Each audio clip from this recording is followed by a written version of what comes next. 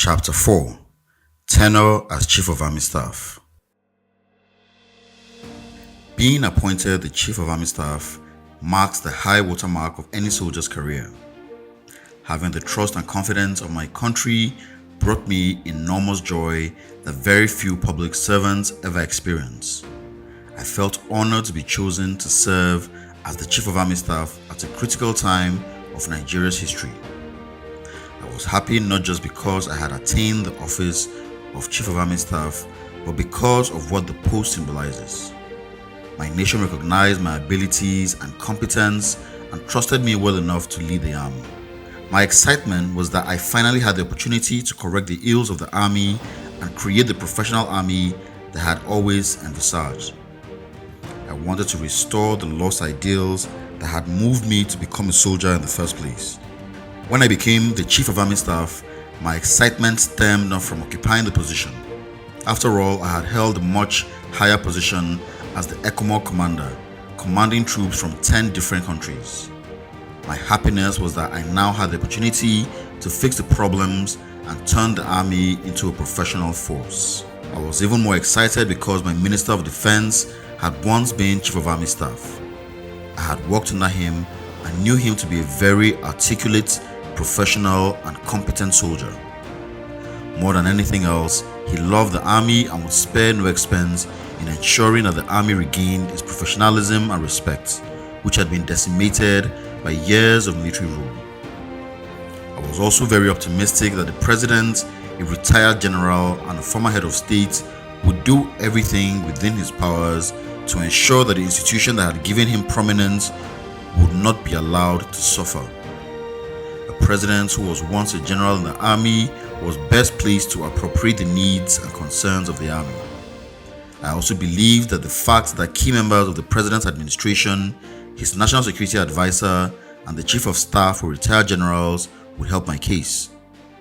I assumed office very confident that I would not have to lobby anybody to do the right thing in my quest to transform the army and recapture its lost and failing ideals. I took over a very highly politicized establishment called the Nigerian Army.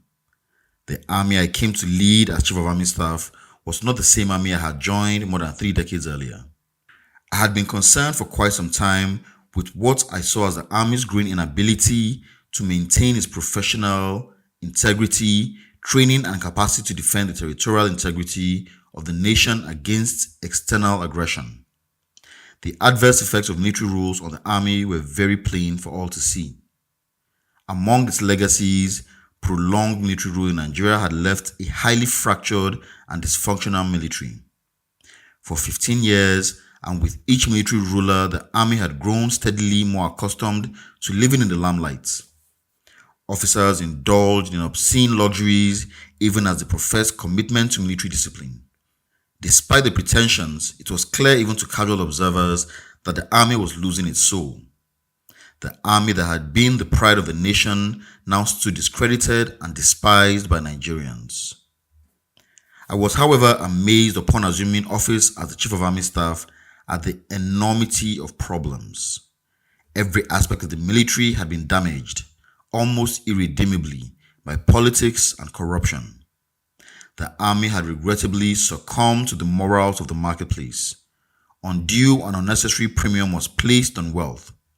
Vulgar display of wealth had eaten deep into the army to the point that nothing else mattered besides wealth. Officers lacked the courage or the willingness to confront this problem. They either engaged in corruption or displayed a level of insouciance that encouraged their subordinates to seek wealth and fortune by all means. Social and ethnic contacts had displaced established traditions as the basis for advancement in the army. Soldiers were promoted or posted not for their competence or devotion to duty, but simply for whom they knew. Nepotism had become the order of the day. Soldiers openly and shamelessly flaunted their ill-gotten wealth. Professionalism, respect for authority, insulation from politics, commitment to military tradition and ethos, all were abandoned by officers who sought wealth and power by any and all means. Soldiers were socialized and even encouraged to think in terms of wealth and the value of money to their lives. I knew some of the officers personally and was friendly with some of them.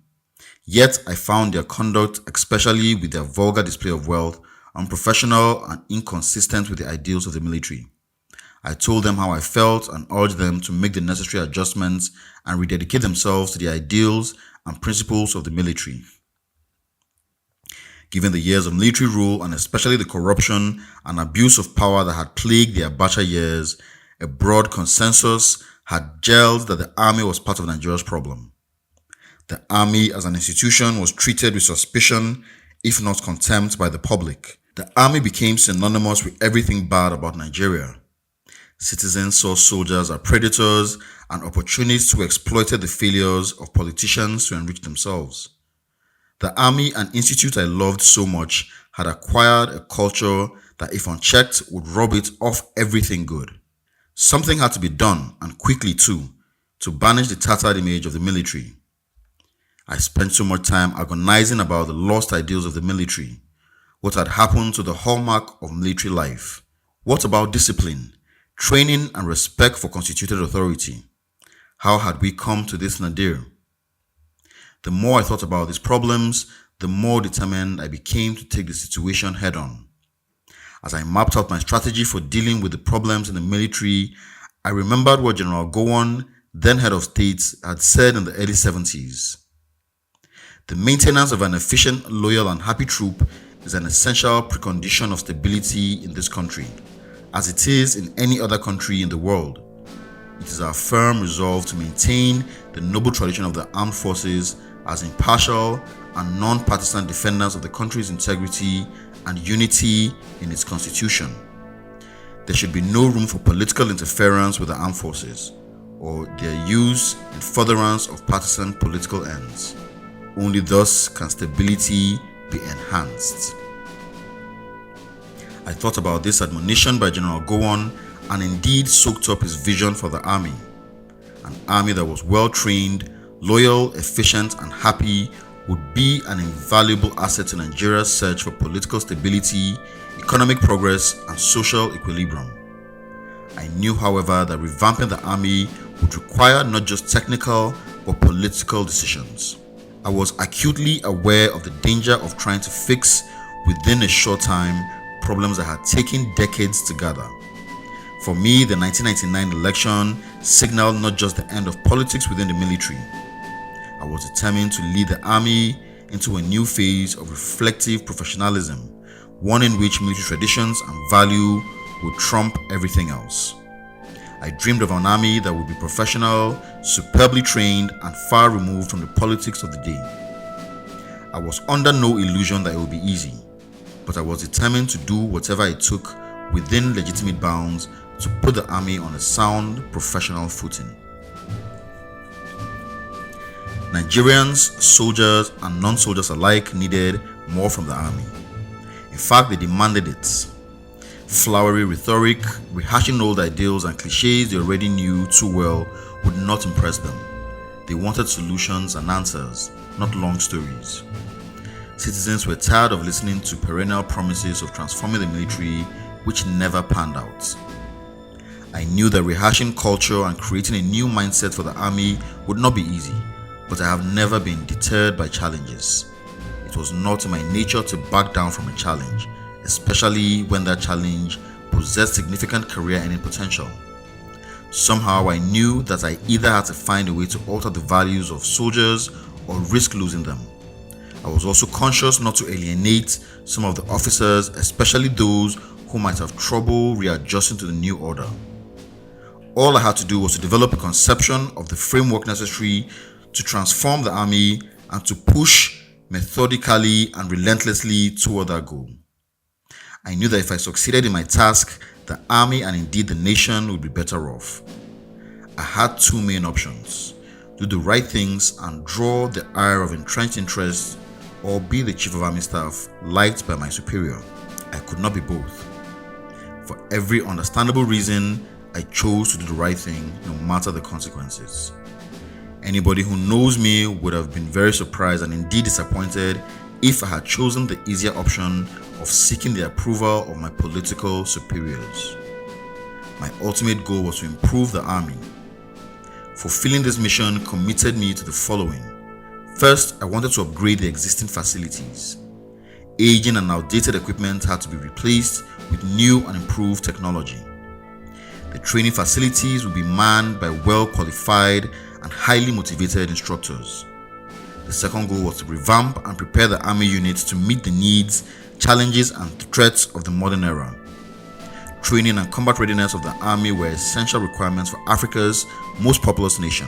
I could not push the concept of professionalism without providing the right training and education necessary for soldiers to attain competence. The third goal was to educate the soldiers and reorient them to their proper roles in a democracy. I strongly believed that education was the most potent force to alter the mindset and culture of the Army from the alluring grip of politics. The fourth part of my plan would involve the retirement of all officers who had held political appointments during the military interregnum. Though the retirement had a tremendous psychological impact on the military, more work, however, needed to be done to insulate the Army from politics and create a truly professional Army. The goal was to ensure that officers tainted by politics were removed and supplanted by a new generation of officers committed to the ideals of the military. These goals I knew would require money and the support of my political superiors. As much as I needed the support of my superiors, I kept an informed distance and visited them only when they sent for me or when I needed to meet with them as part of my official duties.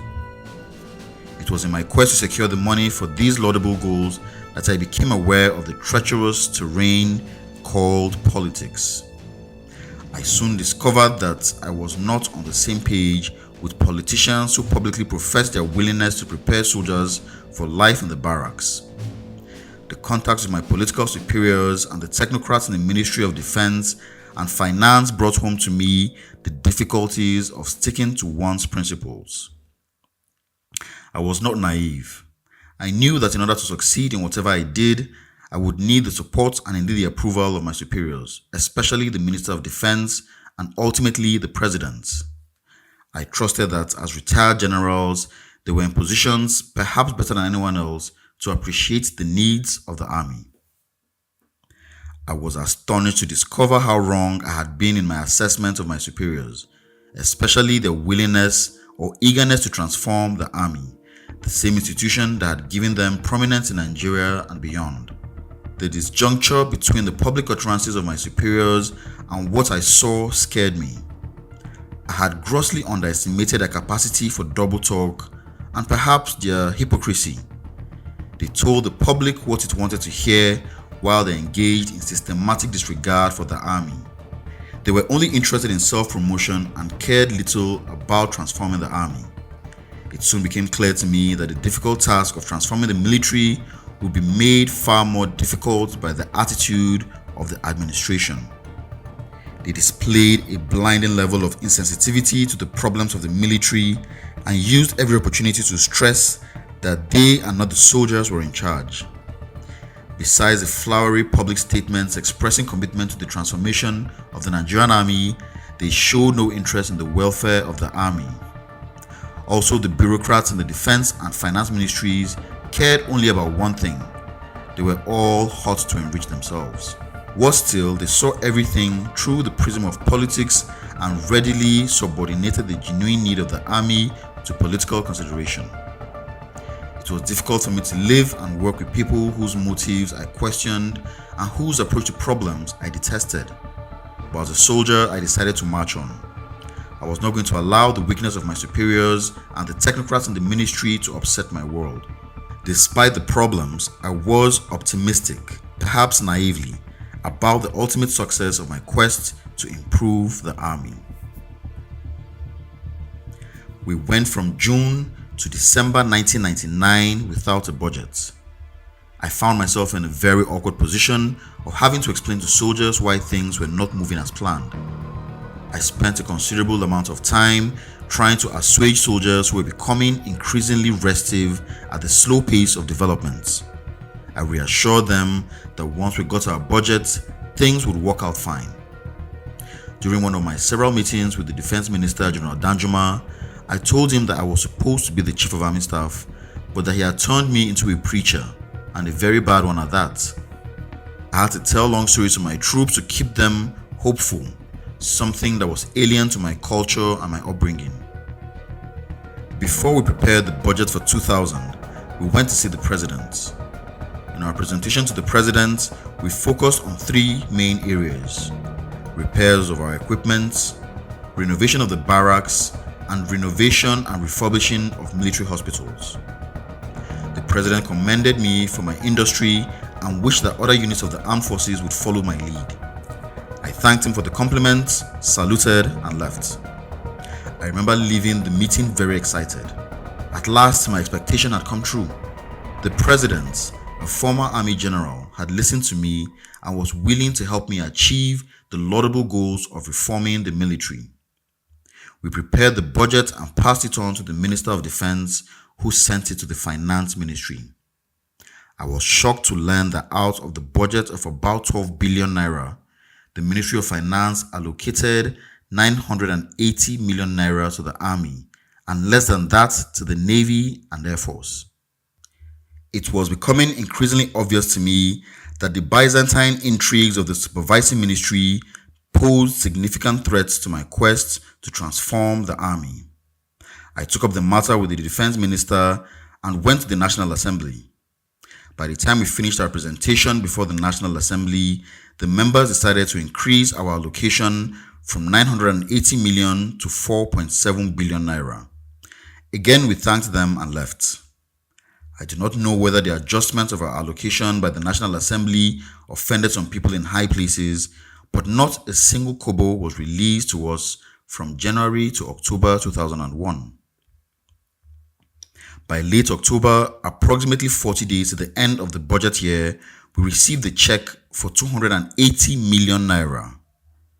Unsure of what to spend the money on and highly suspicious of the motives behind the late release of this paltry sum, I urged my colleagues to leave the money alone.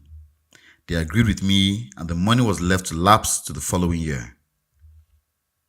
Sometime in the early part of the year, we went to see the Minister of Defense to discuss the budget for the year. The minister asked us to resubmit our budgets. This time, the ministry approved 7.1 billion naira for the army. We had 87 barracks and we asked for 2.7 billion naira to renovate all the barracks using the Army Engineering Corps for most of the work. The presidency set up a task force headed by a Chief Oshoni to handle the renovation of army barracks in the country. The panel came up with 3.7 billion naira for each barrack. We did not challenge the panel's recommendation because it was the president's prerogative. I assured the panel of my cooperation and promised to assist them in any way possible. My main concern was the welfare of my soldiers, and I was willing to do whatever was needed to attain that goal. I made it clear to the panel that all I wanted was decent housing for my officers and soldiers so that they could live with some dignity. There was a provision that at the end of every quarter, an assessment would be sent to the federal government. Yet again, no money was released to us. On March 31st, we received a letter from the Ministry of Defense asking us to comment on the expenditure. I traveled to Abuja to see the minister for guidance, and he advised us to have a nil return since we had neither received nor spent any money. On 24th, 2002, three of us, the service chiefs for the Army, Air Force, and Navy, were relieved of our respective commands and retired from service. Before the budget fiasco, I had some encounters with the then President, Chief Olusegun Obasanjo, that had raised troubling concerns about the administration's capacity to approach the army with fairness and restraint. My first encounter with the President concerned the attempt to remove the General Officer Commanding GOC of 1st Division Kaduna, Major General Ogbemudia, who eventually went on to become Chief of Army Staff and Chief of Defense Staff subsequently. The Minister of Defense informed me that the President and Commander-in-Chief had asked that I remove the GOC of 1st Division Kaduna. I asked for the offense, and he replied that he did not know, but that he was conveying the instruction of the Commander-in-Chief. I asked for permission to see the Commander-in-Chief, and he advised that I go see him if I so desired. I decided to see the President because because I was not prepared to sit passively and silently while the general officer commanding, who had carried out superior orders, suffered unnecessary career-ending consequences. I met the president at about 7 in the morning at his residence at the presidential villa. He was still in his pajamas and sitting at the dining table when I was ushered in to meet with him. I acknowledged receipt of his instruction from the Honorable Minister directing me to remove the GOC of 1st Division. I told him that I needed some clarification. I told him I did not know what the GOC had done to warrant replacing him. The president looked up and down and said that the pressure was on him to remove General Ogbemudia because of the way he had handled the Kaduna religious crisis. He told me that they had accused him of supporting the Christians during the religious upheavals in Kaduna. I quickly told him that the accusations were not true. Every action taken by the GOC had been based on the instruction he had received from the army headquarters. All through the crisis, General Ogbemudia sent daily written reports to my office, which I forwarded to the presidency. As the meeting progressed, it became obvious to me that the president had not read the reports. I told him that I was convinced that the GOC had performed competently and professionally. I showed him the letter of commendation I had written about him after the operation, and I insisted that nothing warranted my withdrawing the recommendation. I told him that I did not know we were supposed to be influenced by political considerations. I ended by telling him that if he had lost confidence in the Chief of Army Staff, he should tell me who to hand over to. At the end of my presentation, the president smiled warmly and, as usual, engaged in a lengthy and convoluted speech.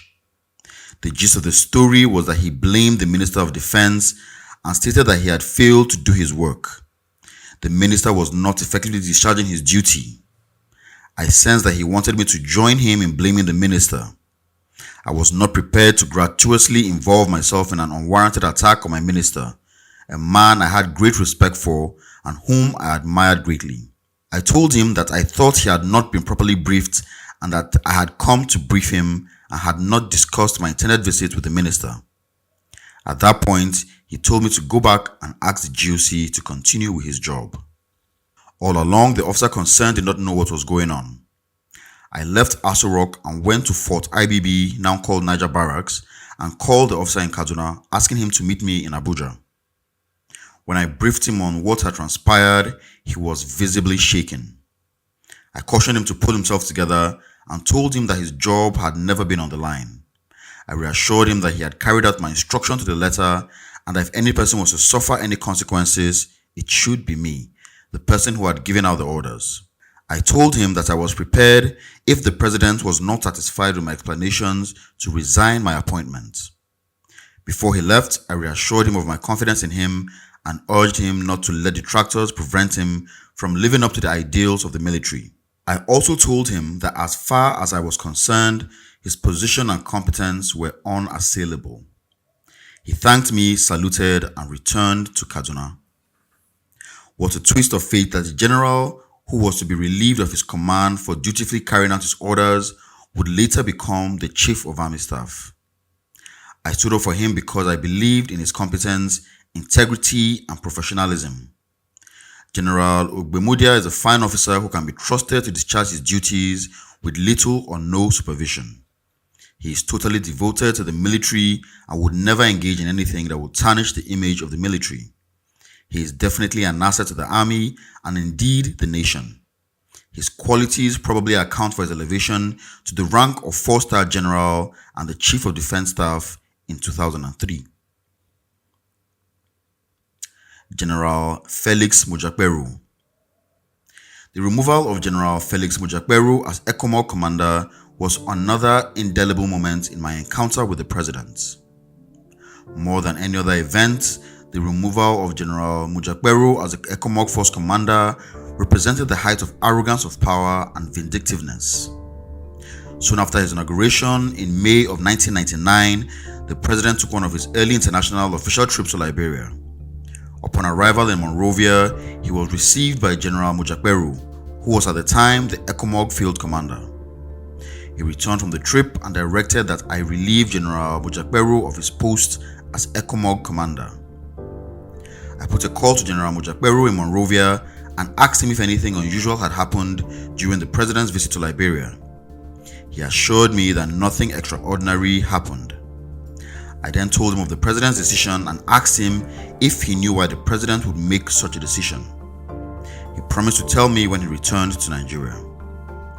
Upon his return, General Mojakperu came to my office and told me that he had been chairman of the special panel that investigated the 1995 attempted coup against General Abacha, which implicated President Olusegun Obasanjo. I was stunned to hear that personal vendetta had dethroned objectivity and professionalism. I found it amazing that a president who told everyone who cared to listen that he was born again could not keep one of the basic tenets of Christian faith, forgiveness. How can someone who had gone through the valley of the shadow of death and had been saved by the grace of God publicly profess his faith in God while privately pursuing vengeance against perceived enemies? What about all the president's public comments about asking for forgiveness and reconciliation? I remember the president asking Nigerians to move past the pains of the past and work together towards the building of a united, peaceful, and prosperous nation. All those words now rang hollow. This decision seriously called into question the president's capacity to promote unity in the country. It also exposed a serious character flaw that has plagued the political process till this very day: the inability of politicians to subordinate personal interest for the overriding interest of the nation. It is particularly dismaying that the president used his high office of the presidency to settle old scores. The president, by destroying the brilliant career of one of Nigeria's finest soldiers just to gratify his vindictive impulse, slid off the moral high ground and allowed personal animosity to override common sense and decency. Apparently, the president had not learned the lesson from his prison experience that I had thought he might have. He also did not live by the values he preached. Rather, the president was more concerned with exacting vengeance than standing for what is good for the country. The virtue of forgiveness that the president so eloquently advocated and preached clearly eluded him. It seemed clear to me that the president was presiding over a payback government in which enemies, real and perceived, had to meet their just deserts. Another aspect of the decision that troubled me was the attempt to subject the exercise of military decisions to private considerations. The decision to go to war or deploy troops is political and belongs to the president. Who to deploy to accomplish the set objective is purely a military decision. I believe that the army is better placed than anybody else to decide whom to send to battle. General Mojakperu was one of the finest soldiers in Nigeria. He is a man of impeccable integrity and unassailable military credentials. Very few officers in the Nigerian army are more qualified than he to lead soldiers into combat. By all accounts and based on the field reports, he was performing superbly in Liberia. For a president to ignore all this simply to get even troubled me immensely.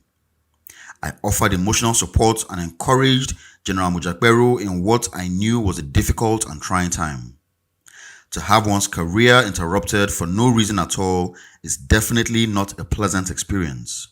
General Mojakperu, in his characteristic humility, eased my pain by reassuring me that he was at peace with the decision. He had decided to move on with his life and urged me not to let the matter bother me more than it should. Soldiers are trained to expect the unexpected and to readjust accordingly. He had made the necessary readjustments and had no regrets about his service to his fatherland. The General Mojakperu incident raised grave questions in my mind about the ability of the president to deal fairly with people, especially those with whom he had an axe to grind. A fine soldier with a stellar military career had just become a casualty of one man's vindictiveness. That man happened to be the commander-in-chief with extensive executive powers. Forgiving General Mojakperu may not be the right word. General Mojakperu had no choice in conducting the investigation requested by his superior during the Abacha regime. Failure to carry out orders is an intolerable offense in the army, one that will certainly end one's career and possibly result in jail time. President Obasanjo, the head of state, had used the same investigative format in 1976 to deal with Colonel Dimka and his colleagues who had been involved in the attempted coup plot in which General Mohammed was assassinated. He was therefore familiar with the military code of conduct and the procedures for dealing with coups and attempted coups within the military. It is also worthy of mention that the law under which General Obasanjo and his alleged co-conspirators were investigated and tried in 1995 was promulgated in 1976 by General Olusegun Obasanjo. The Treason and Allied Offences Act was enacted in 1976 to try coup plotters involved in the failed coup attempt that resulted in the assassination of the head of state, General Murtala Mohammed. What an irony that an amended version of the law would be used nearly 2 decades later to try and punish the same man under whose watch the law was enacted. Even more ironic was the fact that General Obasanjo would pick issues with General Mojakperu, who was implementing the law passed by him. To hold personal grudges against an army officer for simply carrying out legitimate superior orders was childish, beyond the pale, and disclosed a small-minded disregard for the norm of the military and arrogance of power. I dealt with General Mojakperu's case with considerable angst. I had been raised by my parents and trained by the army to stand for what is right, but this time I let caution get the better part of me. What if I resisted the order to recall a general who by all accounts was doing his job very well? After all, I was the Chief of Army Staff who, by tradition and rules, had the sole authority for troop deployment. Had I become an accessory to the interruption of a brilliant career? Had I not betrayed all I stood for? I asked myself these questions for a long time, but finally let go, hoping that things like that would never happen again under my watch. Pained as I was, I kept my feelings to myself. I did not want to go public with my private anguish. I did not want my personal struggle to turn into a national narrative or headline news item. I worried about the president's capacity to deal fairly with me, but I convinced myself that with time, everything would work out fine.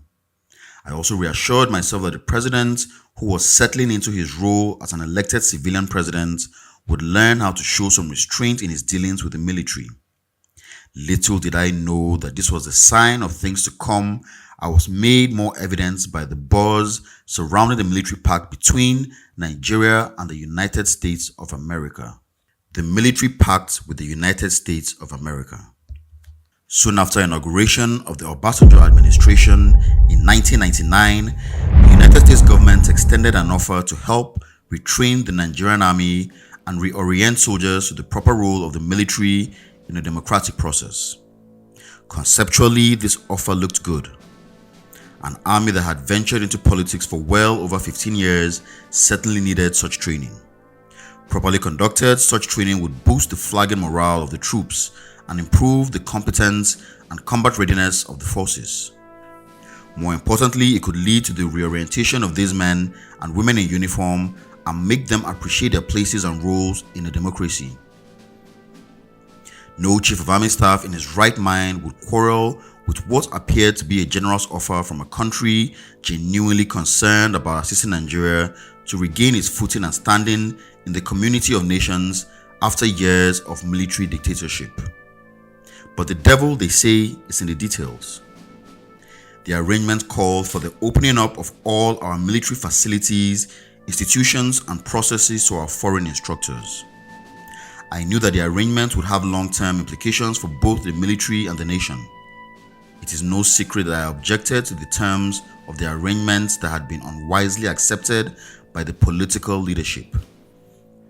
I did not think that the Nigerian army stood to gain much from such a highly dubious training arrangement. Two key elements of this arrangement troubled me, and I made my views known to my political superiors.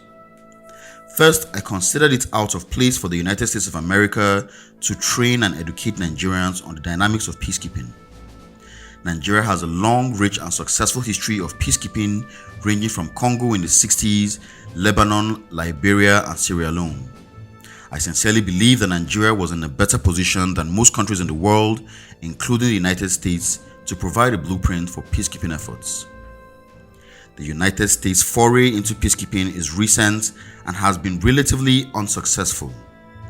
Anyone who needed evidence of such failures at that time only had to refer to the American experience in Somalia. Second, granting Americans unfettered access to our military installations would gravely compromise our national security. Training and/or retraining our military could be accomplished without opening our facilities to foreigners. If the goal was to improve the effectiveness and the capacity of the Nigerian army, why then must we lay bare all our military secrets? Shorn of the propaganda and fanfare, what was the United States Army going to teach Nigeria? The United States military philosophy, tactics, and orientation differ significantly from those of Nigeria. A military assignment conducted by the United States was often a well-coordinated operation involving all sectors of the military: infantry, air power, and navy. Moreover, the advent of technology had radically altered the way the United States conducted military operations. We do not have the luxury of such sophisticated weaponry. Nigeria, like most developing countries, relies predominantly on ground troops to achieve set objectives, so training by an army with a significantly different philosophy simply did not make sense. Moreover, Nigeria at that time had competent officers who could train our soldiers. It was a grave indictment on the competence and integrity of our officers to invite foreigners to provide basic training to Nigerian soldiers.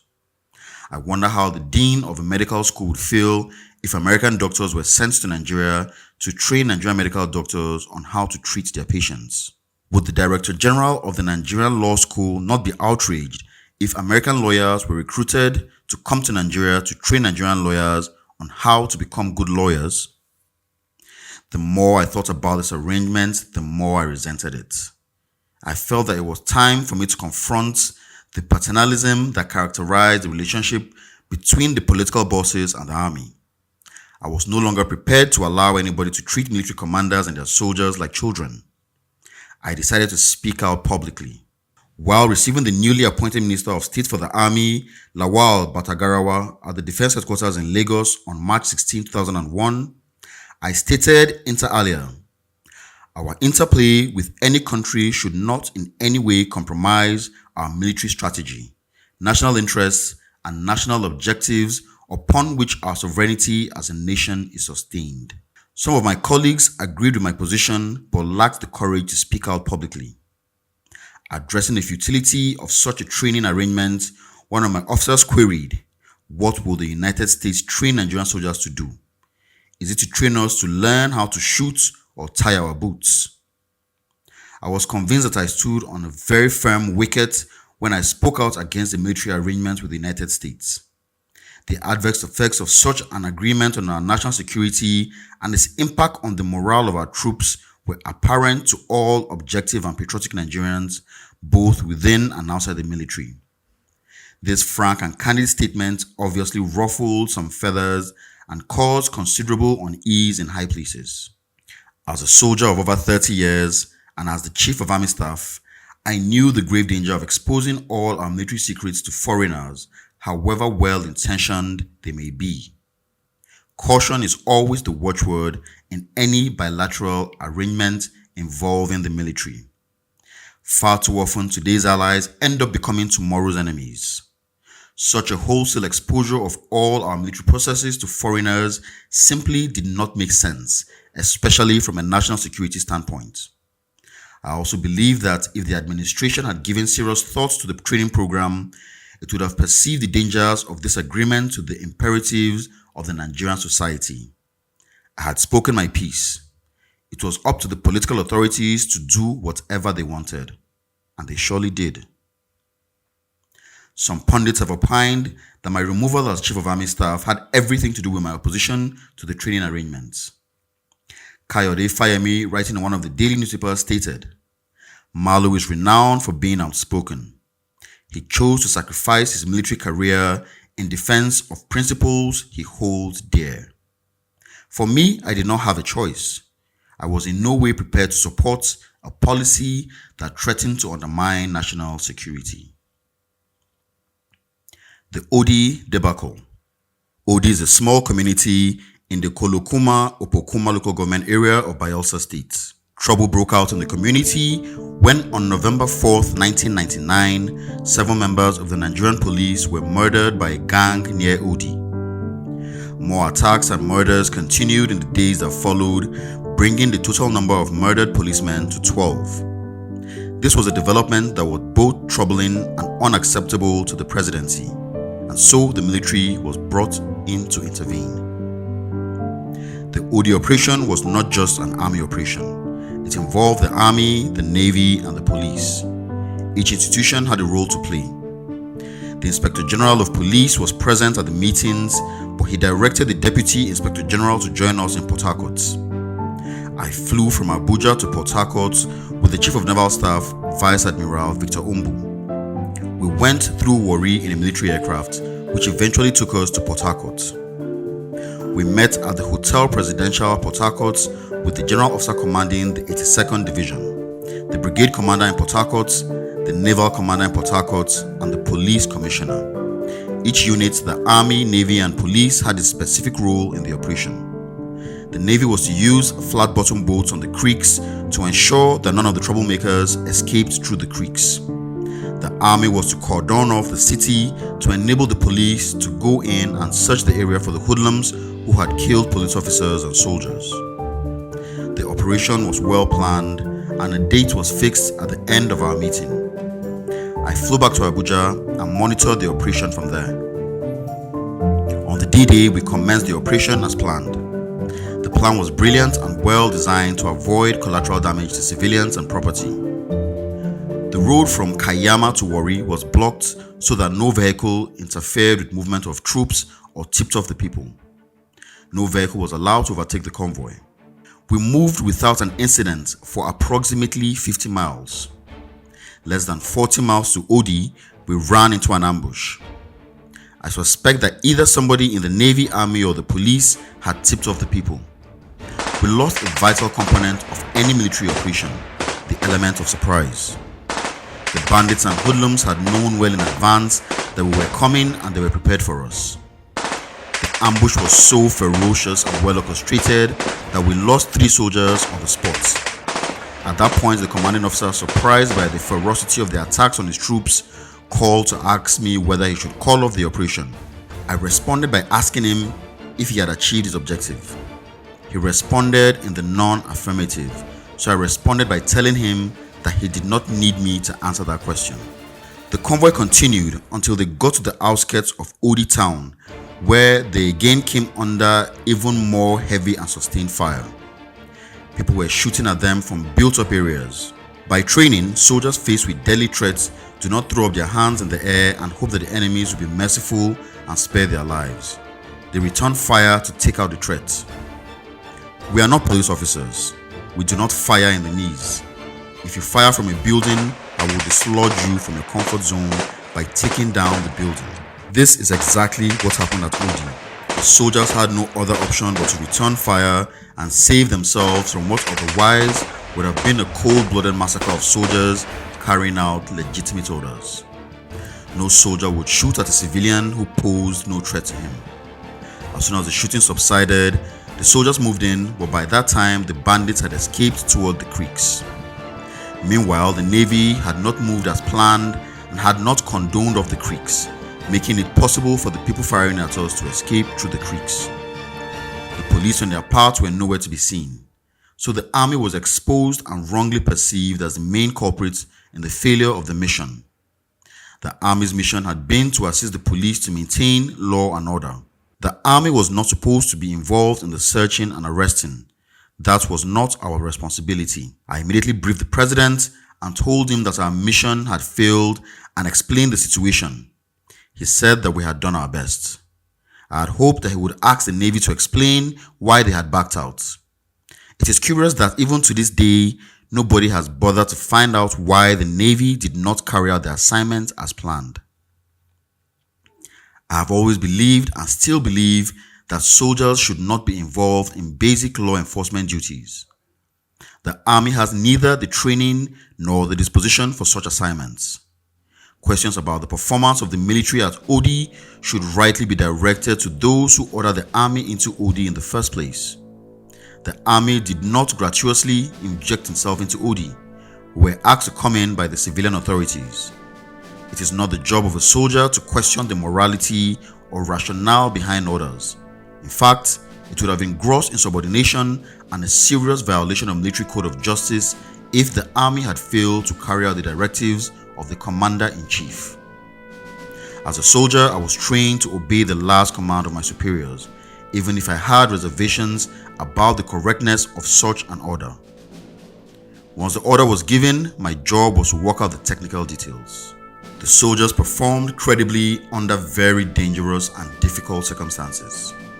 It is very unfair for people in the confines of their homes and behind newspaper desks to second-guess the actions of soldiers who were ambushed by armed thugs.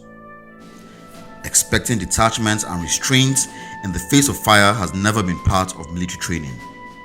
Self-defense is the first law of nature and an integral part of the military rules of engagement. There may be debates about whether self-defense had mutated into overkill, but that does not negate the underlying fundamental premise. Soldiers faced with organized and sustained fire have the right to defend themselves. Politicians with self-serving agendas conveniently ignore the true facts and pursue their hidden agenda with vigor. Journalists, in their bid to sensationalize the issue, either distorted the facts or downright told lies in their attempts to discredit the military. Any right-thinking and fair-minded person should have questioned the culpability of the civilians who opened fire on a military convoy. What did they expect? Did they believe that the army would just roll over and play dead? Would it have pleased the parties if the army had simply stood idly by while their colleagues were murdered in cold blood by thugs?